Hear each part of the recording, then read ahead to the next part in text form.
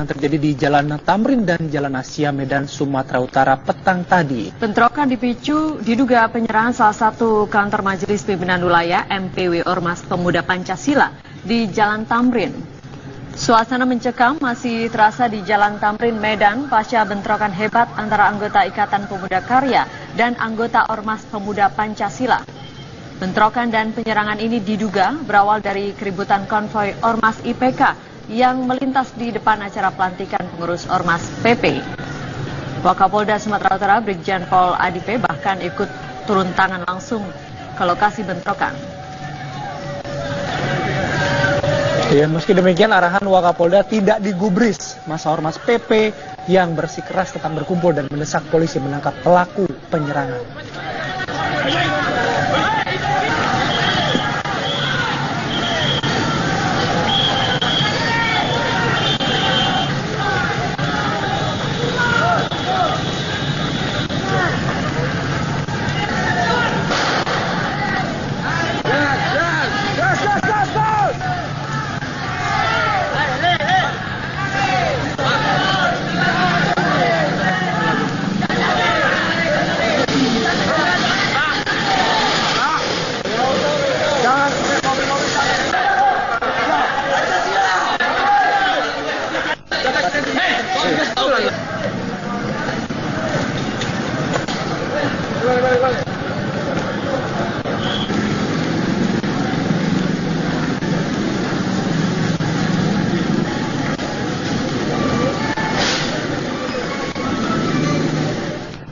Dan untuk mengetahui informasi terkini kita segera bergabung dengan kontributor TV One Budi Hermansyah di Medan, Sumatera Utara.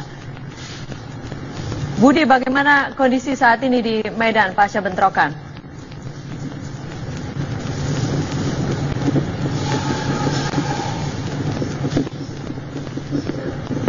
Ya, Budi. Budi, Anda mendengar suara kami? Ya. Oke, nanti kami akan mencoba kembali menghubungi kontributor kami yang ada di Medan untuk memperbarui informasi mengenai bentrok antar ormas. Dan sesaat lagi kabar petang akan kembali. Selamat malam pemirsa, dua kelompok organisasi kepemudaan terlibat bentrok di Medan, Sumatera Utara.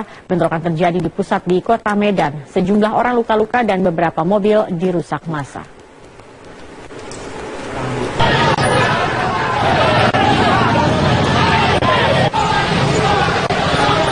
Bentrokan yang terjadi di kawasan Jalan MH Tamrin Medan terjadi secara spontan, belum diketahui penyebab terjadinya bentrokan ini. Kedua kelompok saling serang menggunakan batu, kayu, dan senjata tajam. Akibat kejadian ini sejumlah orang mengalami luka-luka, beberapa kendaraan roda 4 dan roda 2 yang melintas sempat menjadi sasaran bentrok antar kedua ormas. Untuk mengantisipasi bentrok susulan, ratusan petugas gabungan TNI dan Polri diterjunkan ke lokasi untuk mengamankan lokasi kejadian.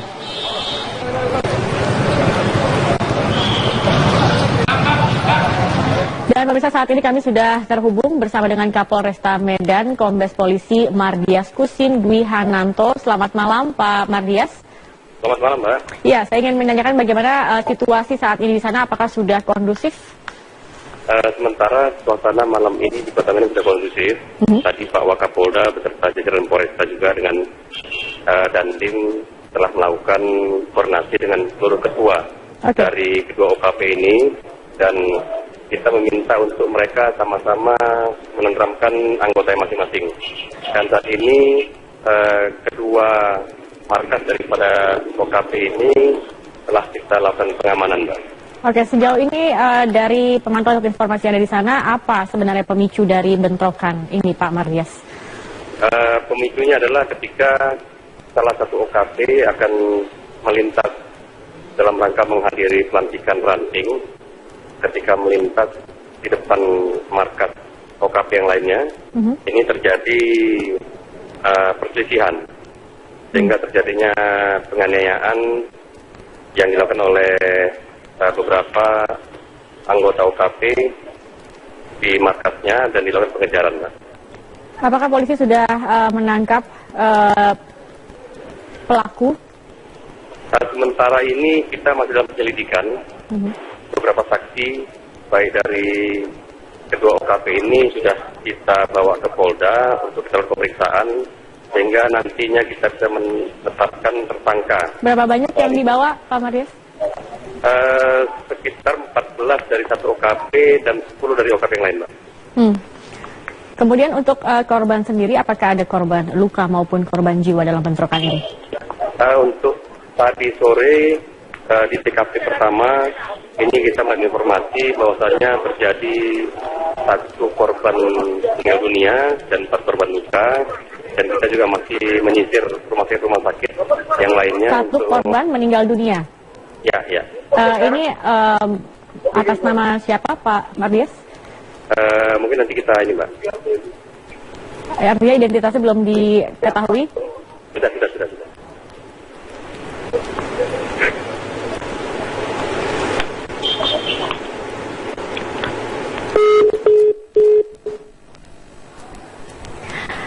Iya, baik. Sayangnya hubungan kami terputus bersama dengan Kapolres tadi. Dan demikianlah headline news untuk saat ini, pemirsa. Anda bisa mengikuti berita. Ya, kasus Mirna memang masih menghebohkan di dunia sosial media. Seperti yang bisa kita lihat bersama di sini, beberapa respon dari para netizen yang bisa kita lihat bersama. Pertama dari Ed Kurusman. Firasat gua sih bukan Jessica pembunuh Mirna. Coba polisi jangan asal tangkap. Oke, sudah mulai ada teori baru nih sepertinya ya dari netizen ya. Oke. Next. Ada ini dari sosmed rame juga ya, Denis ya? Rame dan semua berkomentar ya tentang penetapan status tersangka ini. Kita terbiasa nonton Sherlock Holmes, Detektif Conan, CIS, iya. CSI. Nah, ini dari Ayuningsih 12.8. Jika pembunuh Mirna polisi tidak bisa menjeratnya karena minimnya bukti, maka kasus pembunuhan seperti ini akan banyak ditiru orang. Waduh. Wah. Jehong Bingit. Artinya apa, Denis, Jehong Bingit itu? Jahat bang. Kok ngerti sih, Denis? Oh ngerti dong, Julia Perez soalnya ngomong. Gitu. Karena Julia Perez memang, iya, saya bisa 3 bahasa. Indonesia, Inggris, Julia Perez. Oke, it makes me so curious this Mirna case. She got poisoned in the open public place with the blue. Gitu. Oke, kembali lagi bersama Ronald dan Rika. Mas Reza, ada satu hal yang saya penasaran dan juga mungkin masyarakat juga penasaran mengenai motif. Nah, menurut pengamatan dan penelitian dari Mas Reza, motif pembunuhan biasanya 1 atau 2. Pertama adalah motif pembunuhan amarah. Berarti seseorang melakukan pembunuhan latar belakangi oleh kebencian, sakit hati, amarah, dendam, dan seterusnya. Ada tersangkut paut dengan perasaan negatif seseorang. Sementara motif yang kedua adalah motif instrumental. Tidak ada sangkut pautnya dengan perasaan negatif, tapi tujuannya untuk menutupi skandal, menutupi kejahatan yang lebih besar, dan seterusnya. Tidak ada sangkut pautnya dengan sakit hati. Yuk kita buka buku sejarah ya. Ternyata pembunuhan dengan menggunakan cyanida itu jumlahnya sangat-sangat sedikit. Dari jumlah yang sangat sedikit itu, pembunuhan dengan menggunakan cyanida kebanyakan adalah pembunuhan dengan motif instrumental. Tidak ada sangkut paut dengan kebencian, amarah, dan seterusnya, tapi lebih pada isu-isu kelas tinggi. Ambil misal, cyanida digunakan pada masa Perang Dunia Kedua. Juga ketika Presiden Saddam Hussein melakukan pembersihan etnik di Kurdi juga menggunakan cyanida. Jadi isu-isu kelas kakap, isu-isu kelas tinggi, isu-isu elit macam itu. Dan itu harus sebanding dengan cyanida sebagai sebuah zat yang susah didapat, plus lagi takaran yang sedemikian ekstrim yaitu 15 gram. Nah, jadi kalau kemudian kita jadikan buku-buku sejarah itu sebagai sebuah rujukan, maka kita pantas untuk membangun sebuah spekulasi bahwa kasus pembunuhan berencana yang salah sasaran ini juga dilatar belakangi oleh motif instrumental, motif kelas tinggi, bukan sebuah konflik personal sifatnya. Tapi tadi kan Mas Reza mengatakan sebelum break juga tidak apa-apa polisi menetapkan tersangka karena toh pun juga belum menjadi terdakwa yang terpidana begitu kan. Dan ini merupakan cara polisi juga untuk menenangkan masyarakat karena sudah cukup sebulan ya rasanya belum ini ya. Apa yang ingin message yang ingin dikatakan oleh Mas Reza? Pada akhirnya proses hukum itu harus bisa dipertanggungjawabkan secara hukum plus secara saintifik. Karena keterlibatan disiplin non-hukum dalam kasus ini menurut saya sangat besar. Implikasinya pertama, kerjasama antara unit di Polda Metro Jaya harus dirapikan. Koordinasinya harus ditata lebih baik lagi.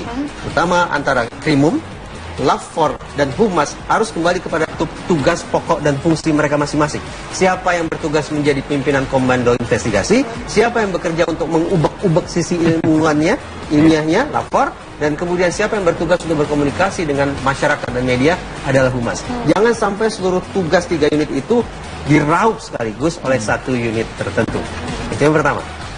Yang kedua, belajar dari kasus Munir misalnya, yang sampai sekarang tidak kunjung terungkap secara tuntas.